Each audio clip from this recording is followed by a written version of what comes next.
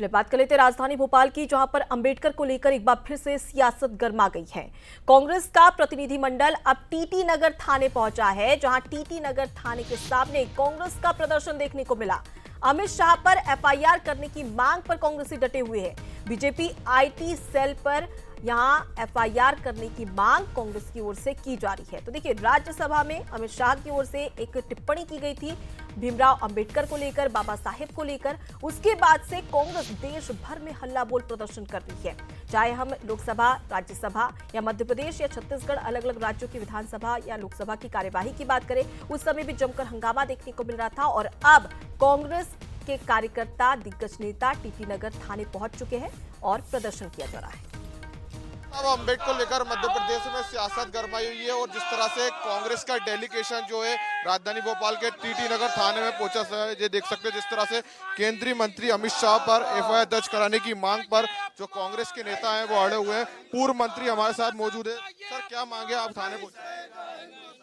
बाबा साहब अम्बेडकर जी की फोटो के साथ जिस तरह से भाजपा के नेताओं ने छेड़खानी की, जिस तरह से उनको अपमानित करने का काम किया, सदन के अंदर अमित शाह जी अपमानित करते हैं, बाहर भाजपा के नेता, हमारे कांग्रेस के नेताओं के हाथ में अम्बेडकर जी की फोटो थी, पर उनका आईटी डिपार्टमेंट, यहाँ तक कि भाजपा के राष्ट्रीय अध्यक्ष के अकाउंट से बाबा साहब की फोटो को डिलीट करके कूट रचित फोटो तैयार करके प्रदर्शित किया गया। हमारे नेताओं को भी बदनाम किया और बाबा साहब को अपमानित करने का काम किया है भाजपा के नेताओं ने। उसके खिलाफ हम लोग यहाँ पर एफआईआर दर्ज कराने के लिए टीटी नगर भोपाल के थाने में आए थे।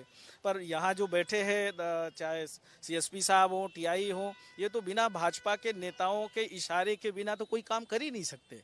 झूठा मुकदमा राहुल गांधी जी के खिलाफ दर्ज कर देंगे। जो हमारे राहुल गांधी जी भारत जोड़ो यात्रा की बात करते हैं, संविधान बचाने की बात करते हैं, जिस तरह से देश में मोहब्बत की दुकान खोलने की बात करते हैं, भाईचारे की बात करते हैं, वो कभी इस तरह का कृत्य कर ही नहीं सकते। उल्टा उनको धक्का लगा। हमारे खड़गे जी राष्ट्रीय अध्यक्ष गिर गए, भाजपा के सांसदों ने धक्का मारा, पर सरकार उनकी है, कुछ भी ये कर सकते हैं। कानून का राज तो बचा ही नहीं है ना। इसीलिए तो आज लड़ाई है देश में, संविधान बचाने की लड़ाई चल रही है। अगर अडानी के खिलाफ हमारे नेता बोले सदस्यता खत्म कर देते हैं, राहुल जी की सदस्यता खत्म कर दी थी। जिस तरह से पूर्व मंत्री कमलेश्वर पटेल ने बताया कि पूरा देश में जो है कानून का राज नहीं चल रहा है, वो ये सब कांग्रेसी जो है केंद्रीय गृह मंत्री अमित शाह पर एफआईआर कराने की मांग को लेकर अड़े हुए हैं। कैमरामैन रणवीर के साथ सनी मालविया, बंसल न्यूज भोपाल।